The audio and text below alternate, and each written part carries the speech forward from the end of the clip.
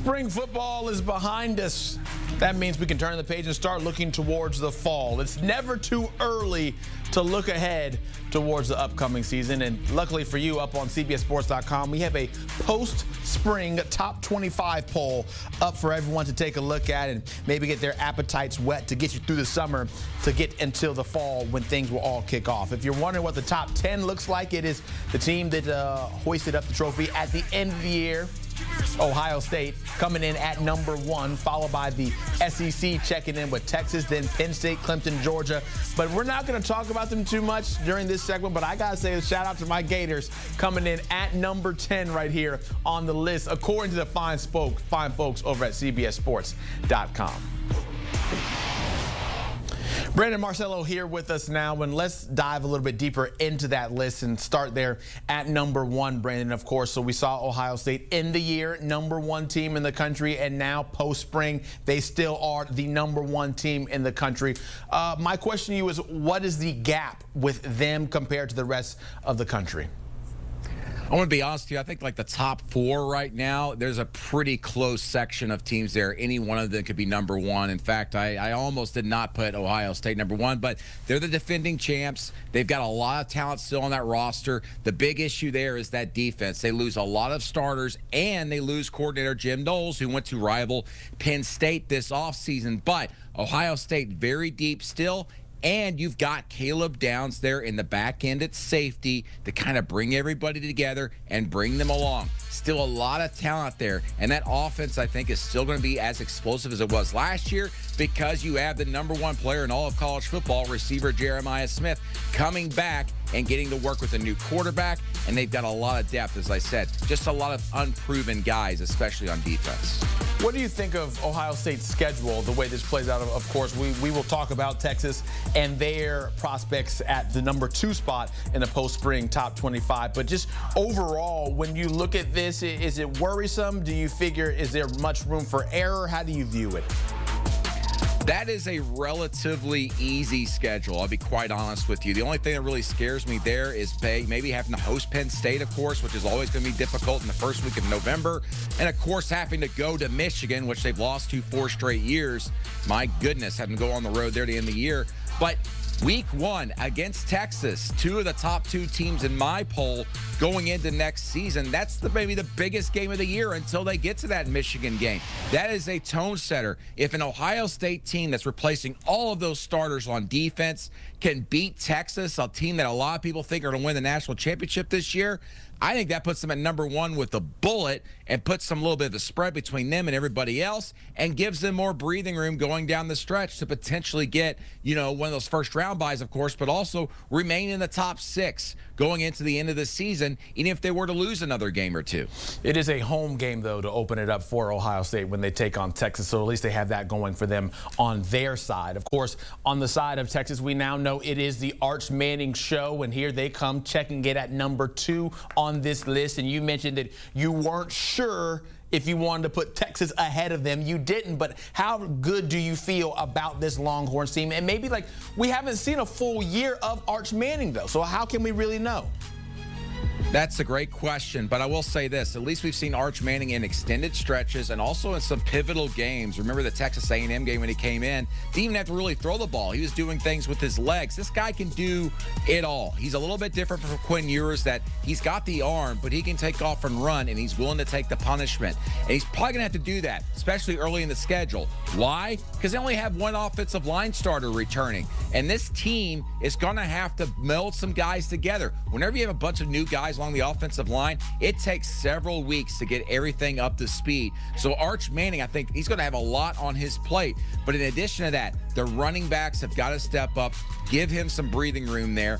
And defensively, I'm worried about the defensive tackle spots. They have to replace 2 guys there again for a 2nd straight year. Remember, they had generational players like Byron Murphy a year and a half, 2 years ago. They replaced them and did so well, but then they lose 2 more guys after that. Can you do that for a 3rd straight year along that defense? That's a gigantic question. It's one thing to flip the coin 3 times and land twice on heads. Can he do it 3 straight times? We had that schedule up. Do you like them for sure? And I'm assuming the answer to this is yes, but to at least make it to Atlanta to compete for an SEC title? That's a great question. I mean, listen, I think there's a real big pothole there when they have to go to Florida in October. I'm really high on Florida. They don't have a lot of depth on defense this season, but you go into the swamp, it's going to be very difficult. And, of course, they have to go to Georgia, a team they probably will end up meeting once again in the SEC championship game. But the good thing, though, is that their schedule is manageable, and it's not like they have 3 games in a row on the road or 3 straight tough opponents. They can pick and choose their times here to really go after it in practices. Really good schedule for them, even though it's tough. Brandon, as you know, I really like Florida as well, so I love what you're saying there, and I can't wait until October 4th. I hope and plan to be in the building at the Swamp for that game to cheer my Gators on loud. Of course, my Gators aren't checking in at number 3 on this list, although we are at number 10, but number 3 belongs to Penn State. How do you feel about the Nittany Lions with them bringing back a pair of 1,000-yard rushers, so they've got some depth there and what they can do? You know, all of that's great, right? The biggest development for Penn State was picking up Syracuse transfer receiver Trevor Pena, giving Drew Aller finally a big-time threat down the field to throw to, a legitimate 1,000-yard threat this season for Penn State. Penn State has struggled so much in having a game breaker at receiver the last several years. I think Pena can be that guy. He's the guy that could change everything in the outlook for this season. I'm telling you, I weighed heavily whether to put Penn State at number 1 going to this season. A lot like Ohio State last year, the Nittany Lions went all in on this year. They were able to bring back a lot of players, but they hit the portal with abandon. And that big pickup, Trevor Pena, I think to me, is the best pickup in all of college football this transfer portal season. Let's look at Penn State's schedule here because obviously when we started this segment talking about Ohio State, we know that the two will play each other on November 1st. Is this a tough gauntlet in your eyes? You have to go to UCLA and the week before you host Oregon, and so then you make that trip out west. Any stepping stones or tripping up blocks you can see here? Not many. They get Oregon at home. That's a gigantic game to close the first month of the season. You win that game, you're in contention to go to the Big Ten championship game. But the toughest spot there is at Iowa and at Ohio State in back-to-back games. The good news, though, for Penn State is that they get a bye week between those 2 games. Those are the toughest matchups just because of the schematics of it. Iowa's going to make you so frustrated the way they play ball, and it's on the road, and having to go to Ohio State, very difficult. We know Penn State struggles against Ohio State over the last 10 years or so. Very difficult spot there. But again, they get the bye week. That's crucial. Now we make our way over to Clemson, who is there at number 4 on this list for post-top 25. And it feels like maybe like the perception around the country towards Clemson is not as favorable as we've seen over the past few years. But here they are still. Is it locked and loaded? Because we know they don't really go in the portal. So is it a reload? What is it? They're loaded. I mean, they returned the most production in all of college football this upcoming season. You have Cade Klubnik, a quarterback who I went to Clemson a couple weeks ago and sat down with him. He told me he was pissed off this offseason with the way the year ended in the college football playoff against Texas. Remember, he's an Austin, Texas native. So he went back home after that game and had to deal with all that noise, and it really motivated him.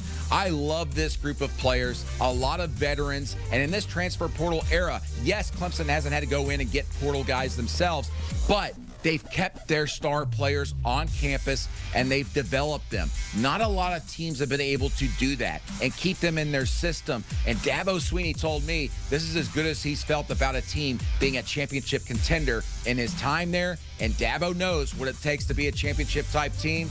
I can't wait to see them go against some of the top-tier teams in the ACC. And, of course, I think they're going to run the gauntlet potentially in the ACC this season. Yeah, that's what I was going to ask, if you feel like they should go undefeated. Granted, SMU was very good last year. We don't know exactly what Bill Belichick will get out of North Carolina in this year 1. I personally hope the Florida State will continue to be a dumpster fire. But how do you think that the ACC will set up for Clemson to maybe run that table?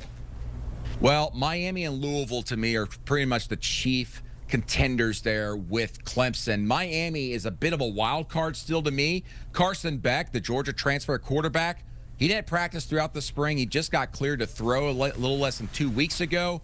What are they actually going to look like offensively? And for that matter, defensively? They put a lot of stock into the transfer portal themselves. And really, the team they're going to have in August isn't quite the team we saw this past spring. So a lot to be answered there. Miami's defense can't get much worse than it was last year. It was historically bad. But will their offense be as explosive? Probably not. That was a generational type offense for Miami. Broke a lot of records under Cam Ward. So I think it kind of balances out, and Miami looks a lot like they did last year, maybe a 9 or 10 win team, but that's enough in the ACC to challenge and be a championship contender. And Jeff Brom, I think he's one of the best coaches in all of college football, and he's a big reason why Louisville is going to be a contender as long as he's there. But, man, I still love Clemson. They had the veteran leadership there. If there's a tight game in the fourth quarter, you got to give the advantage to Clemson every time. Louisville, at least for their efforts, they did beat Clemson last year 33-21, so they at least have that good mojo going for them into this season. I want to get to the biggest news that we've seen in college football this morning, and that, of course, comes from Michigan and their self-imposed suspension of 2 games for Sharon Moore, stemming back from that Connor Stallions cheating scandal and sign stealing. 2 games being week 3 and week 4 of the season. I know you know some new information on that. What can you tell us?